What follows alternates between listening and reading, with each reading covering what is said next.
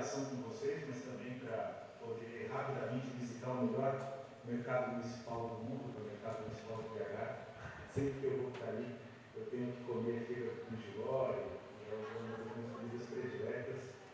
E se tem uma coisa que eu gosto nessa vida é de comer. Mas vamos lá. Bom, primeiro, a Flávia, o José Heleno e o Diego já trouxeram muito do que eu iria falar. Então, o que eu vou tentar é simplesmente trazer uma abordagem que é a mesma que a deles, mas incluindo alguns elementos para fortalecer a luta de vocês aí em Belo Horizonte.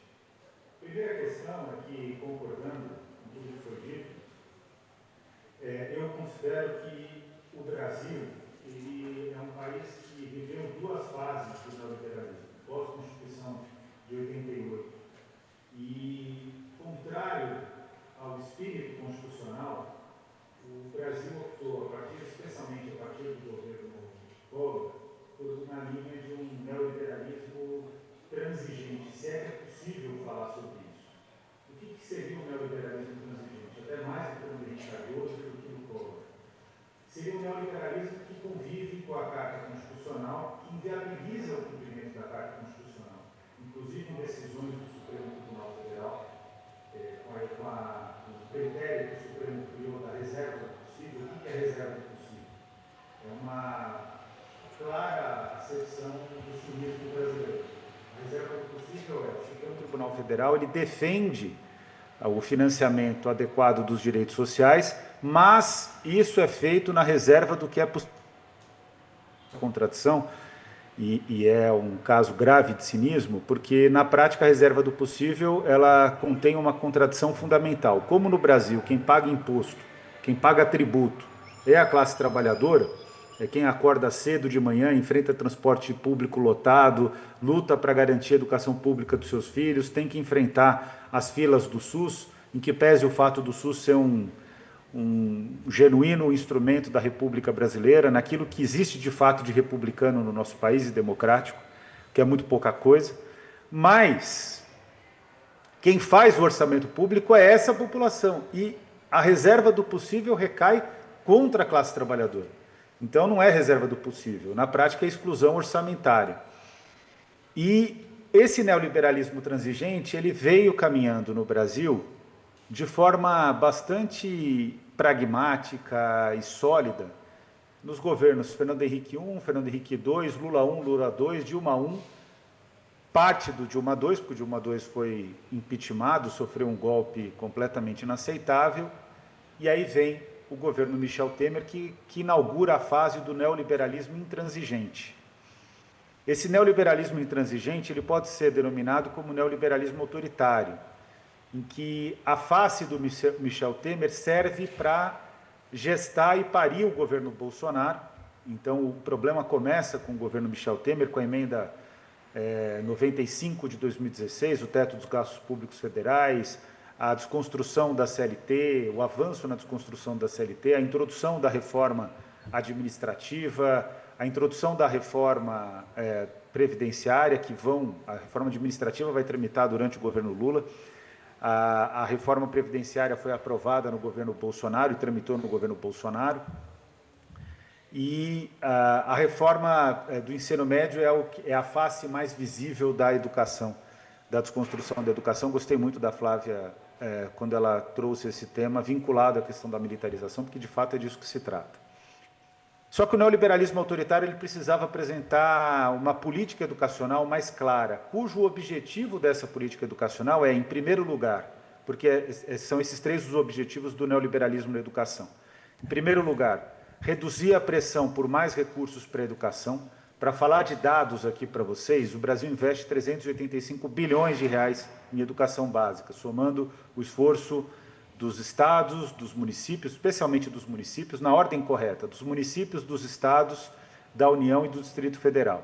O esforço desses 4 entes federados, né, considerando que o Distrito Federal é um ente federado específico, que soma as responsabilidades de estados e municípios, na prática o Brasil investe 385 bilhões de reais. Só de desoneração da folha de pagamento, o Brasil perde 1 trilhão de reais. Sabem o que é 1 trilhão de reais?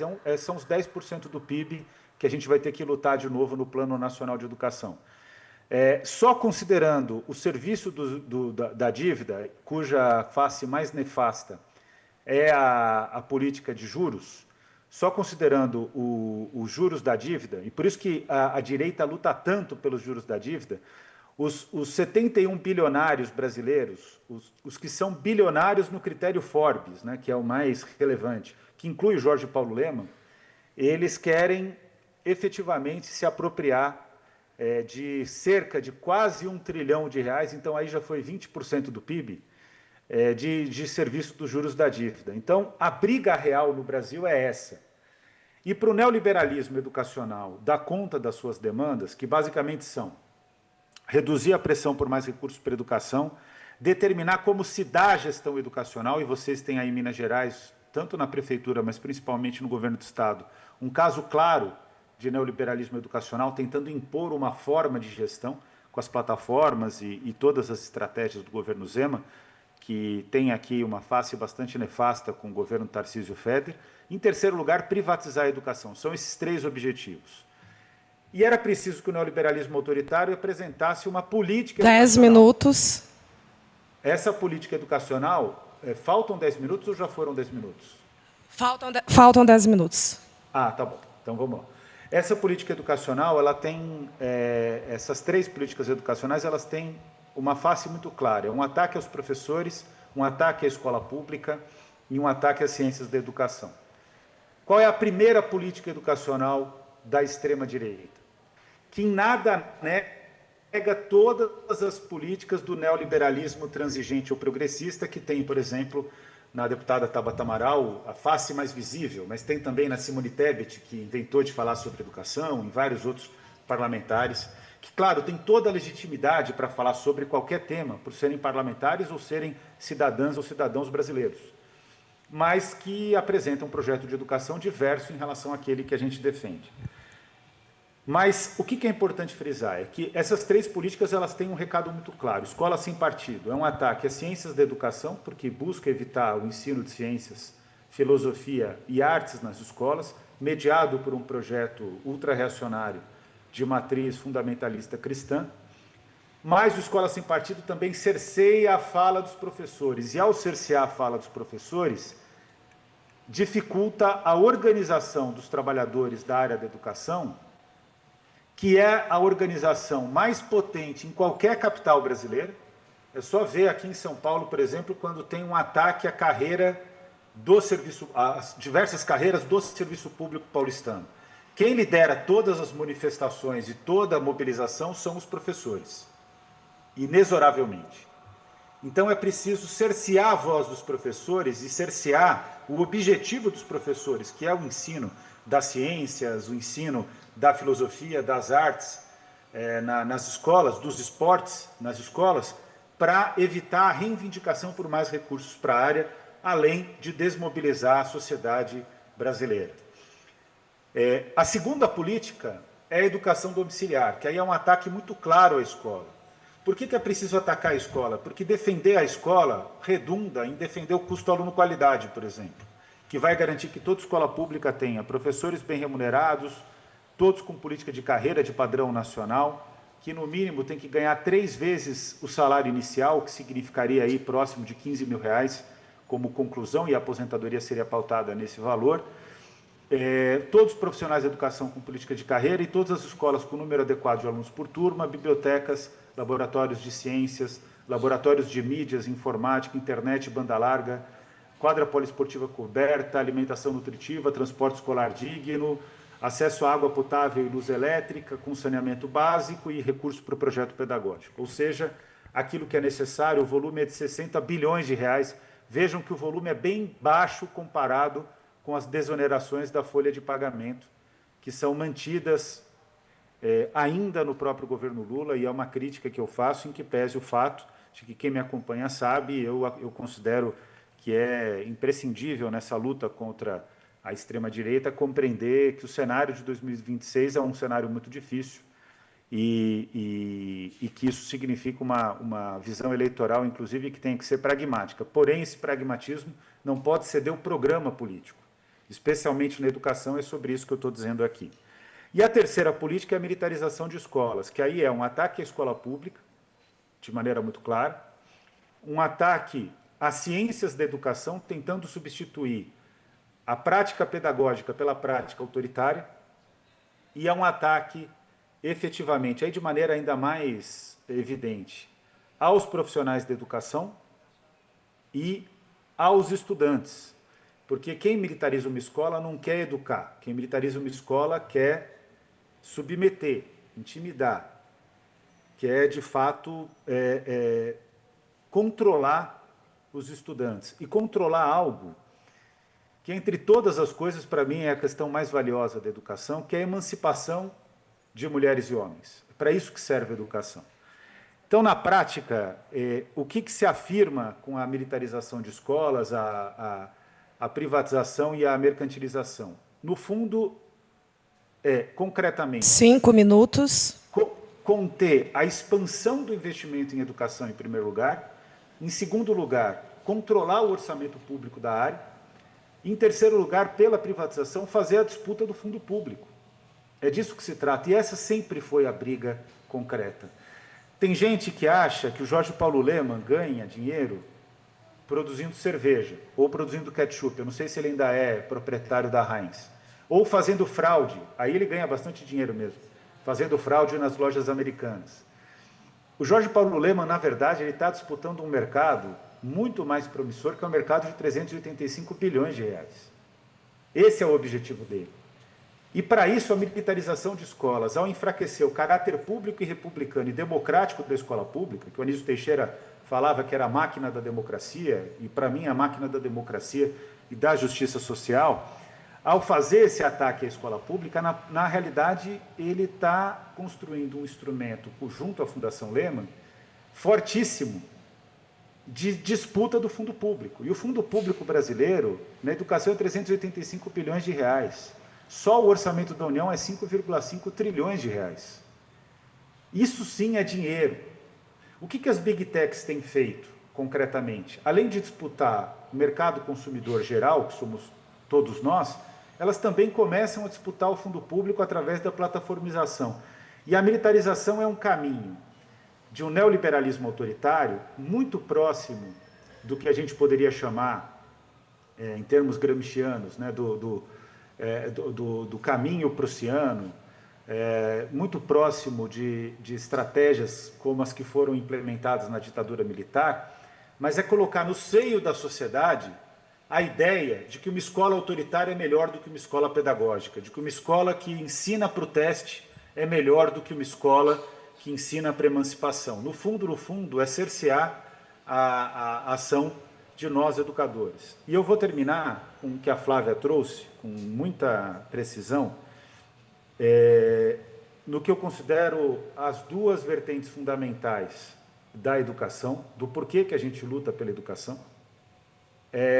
Em terceiro lugar, eu vou trazer aquilo que eu considero que é a pauta que deve unir todos os trabalhadores em educação, da creche até a pós-graduação. Bom, primeiro, a Flávia trouxe um fato que ele é concreto e inescapável. Diante desse cenário, o que a gente não pode é se acomodar. Não tem escapatória, como a Flávia colocou. A gente tem que lutar pelo direito à educação. E por que a gente tem que lutar pelo direito à educação?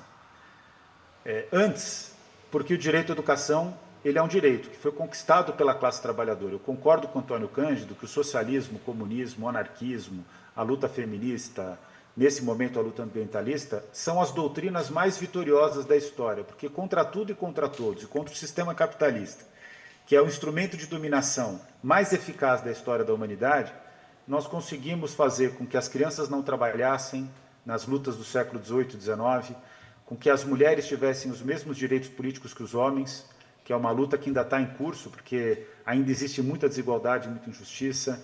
Nós conseguimos lutar contra estratégias elitistas que excluíam a participação da classe trabalhadora. A gente melhorou as condições de vida da população. Agora, são todas vitórias que são vitórias cumulativas contra um sistema que é extremamente opressor. Partindo desse pressuposto, a luta pelo direito à educação tem dois objetivos. O primeiro é distribuir riqueza. E isso significa a disputa do fundo público. A gente deveria ter 1,1 trilhão de reais para a educação. Considerando a educação básica e superior, a gente está próximo de 550 bilhões de reais. Então, falta metade ainda do caminho. De qualquer maneira, esse recurso está sendo distribuído. Nós temos uma universidade pública que precisa ser fortalecida, nós temos escolas públicas, elas estão funcionando, o recurso é insuficiente, mas ele já está em curso formando a classe trabalhadora. Só que a gente precisa seguir disputando o fundo público e a distribuição de riquezas por uma tributação que seja progressiva e não regressiva, ou seja, o rico tem que pagar mais do que a classe trabalhadora. A gente precisa trabalhar numa perspectiva de pagar adequadamente os professores. Então, a luta dos professores, na prática, é uma luta por distribuição de riqueza. Um minuto. E para concluir, a gente precisa distribuir riqueza por uma questão de justiça social. O segundo ponto da luta pela educação é que a luta pela educação ela tem que ter dois objetivos. Ela tem que dotar a classe trabalhadora de dois poderes. Poder de disputar o poder político e poder de disputar o poder econômico. Os alunos podem decidir não fazer isso. É direito deles. Mas nós temos que dar todas as condições para que eles possam realizar essa disputa de poder. A militarização, a mercantilização e a privatização buscam evitar isso. E, por último, como caminho de luta, eu acho, Thalita, que a gente tem que ter uma coragem. Eu tenho falado muito isso dentro da campanha nacional pelo direito à educação. As educadoras e os educadores brasileiros têm que ter a coragem de exigir que a educação pública seja entregue para as educadoras e para os educadores. É inaceitável ver uma pessoa como Renato Feder à frente da Secretaria Estadual de Educação de São Paulo. É inaceitável ver o governo Romeu Zema trazer os secretários que ele traz, que não entendem nada porque não conheceram a escola pública. E quem não conhece a escola pública não pode ser gestor da educação, porque está gerindo algo que desconhece, que não tem compreensão da potência daquele espaço, dos conflitos e das dificuldades daquele espaço. Então, o que eu queria finalizar é dizer que, na prática, a luta pela educação tem que ser feita por educadoras e educadores, porque são, de fato, os atores sociais que entendem como mudar a realidade da escola pública, e por isso que o Sindirrede tem essa atribuição fundamental de organizar a luta pela educação no município de BH. Repito, um município com o melhor mercado público que existe na face dessa terra e que eu adoraria estar aí para poder ir comer um jiló com fígado aí, gente. Muito obrigado, foi um prazer enorme. Muito obrigada, Daniel.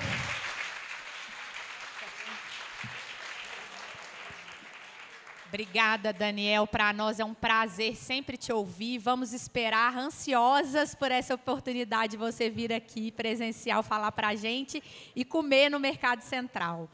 Pessoal, agora nós vamos abrir para 10 inscrições de 3 minutos para considerações e perguntas para que os nossos convidados possam responder de volta. Então, tragam seus crachás para a gente colocar aqui na ordem dos inscritos.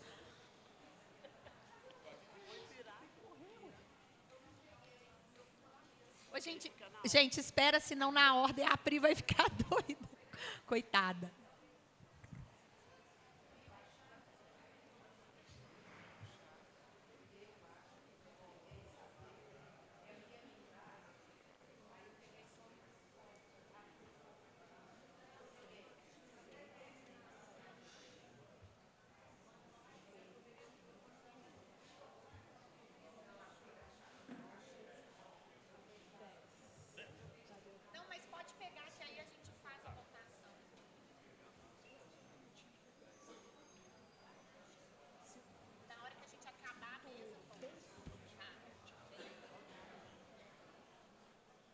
Primeiro inscrito, vamos chamar.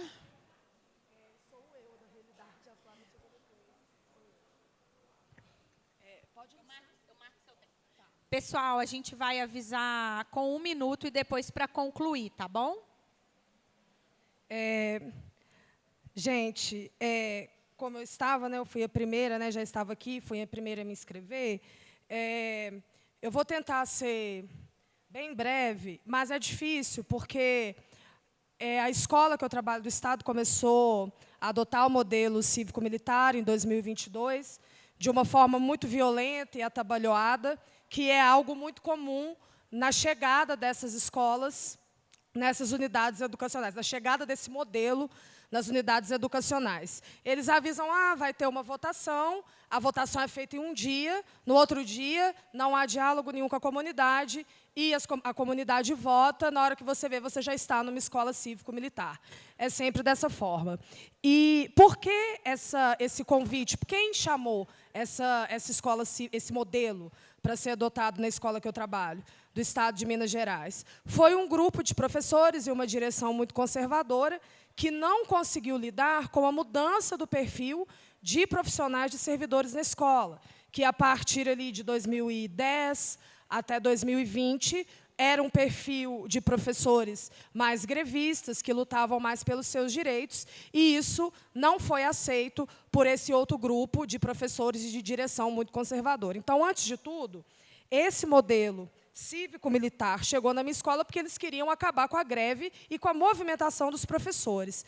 E eles tiveram muito êxito nisso, porque, a partir do momento que começa esse modelo, que os militares chegam na escola, há uma divisão muito clara entre os servidores, entre os professores, de forma que, hoje, um grupo de professores não consegue olhar na cara um do outro. Né? É muito difícil a comunicação entre esse grupo. Então, já foi muito bem sucedido nesse sentido, porque, no momento que a gente tem muitas perdas, muitos ataques, no sentido de perda de direitos, de ataque à educação pública, nós não conseguimos conversar, dialogar. E, a partir daí, uma série de violências, como assédio. Né? Nesse ano mesmo, uma professora foi assediada pelo diretor, porque ela fez uma discussão sobre privatização nas escolas. O diretor ficou sabendo que nós tínhamos falado sobre privatização e o risco de privatização nas escolas. Isso foi motivo de chamar na direção e ameaçar. Inclusive, a professora fez denúncia sobre assédio. E agora nós tivemos um escândalo ainda maior, que é a denúncia de algumas alunas do 7º ano e do 3º ano, de acordo com elas, de assédio, né, que um militar da escola estava assediando uma aluna. E, só para explicar, é claro, né, que tudo tem que ser investigado, tem que ser melhor visto, mas qual que foi a atitude da escola? Simplesmente retirou esse militar da escola. Os pais foram na escola, reclamaram muito, mas simplesmente retirou. Então, por que eu estou dizendo tudo isso, gente? Porque já confirma todas as falas que tivemos hoje. Para evitar esse processo de mercantilização da educação, de privatização, você precisa separar, né, os professores. Então, antes de tudo, né, eu vou fazer uma crítica aqui bem rápida. No momento que nós nos tornamos cívico-militares, não foi dada a atenção devida, porque era só pequenas escolas, poucas escolas, que o modelo estava sendo aplicado. Esse ano, a gente correu um risco muito grande, né, de várias escolas adotarem um modelo. Então, a gente tem que começar a fazer essa campanha antes que essa proposta chegue nos bairros, nas escolas, porque a grande parte das pessoas não tem entendimento do que isso significa e é muito iludida com esse modelo. Então, a gente tem que começar a fazer a discussão agora, antes que as votações cheguem nas escolas. Obrigada. Próximo inscrito. Flávia. É a Flávia. E prepara Paulo Henrique. Pessoal, vou pedir para quem for fazer a fala ficar aqui na frente do computador, porque aí o Daniel consegue ver quem é. Aí tá ótimo. Você pode ficar tipo virada assim para. Mais microfone? Boa tarde, companheirada. Eu sou Flávia, sou professora de História da Escola Vladimir de Paula Gomes e sou do coletivo Fortalecer. Queria primeiro parabenizar, né, todo mundo aqui que compôs a mesa. Tenho acordo com quase tudo, de quase todas as falas, mas em especial da minha xará, porque tenho crença também que só a destruição do capitalismo vai ser, só após, né, a destruição dele vai ser possível que a gente tenha realmente uma educação para o povo trabalhador, os filhos da classe trabalhadora. Mas, apesar de todos aqui já vivenciarem na pele o que é a privatização em Belo Horizonte, eu queria reforçar. E reforçar em especial porque nenhuma privatização é justa. E, por mais que aqui em Belo Horizonte o processo de privatizar ele seja menos explícito, a gente sente no dia a dia, em especial quem é professora da educação infantil, o que esse processo carrega, né? A gente vê que hoje a cidade não atende mais as crianças, a rede própria só atende a partir dos 5 anos, de 0 a 3 anos, ela está totalmente nas mãos das creches conveniadas, o que não passa de troca de favores, né, entre os políticos que estão aí, aqueles que querem estar. A gente vê inúmeros materiais sendo comprados sem que eles tenham qualquer necessidade nas escolas, inúmeros produtos que a gente nunca discutiu, tudo isso num processo que é de privatizar aos poucos, né? Diferente do que o Zema está fazendo, que ele quer leiloar, ou que foi feito em São Paulo, né, que você bate o martelo e leiloa a escola, aqui em Belo Horizonte, eu posso afirmar com certeza que metade dos recursos dessa cidade estão sendo escoados para a iniciativa privada. E isso não é menos pior do que bater o martelo também. Então, eu queria falar, para reforçar isso, o Daniel Cara falou uma coisa assim, que me chamou muita atenção, que é da necessidade, né, da gente se tornar protagonista nessa luta para que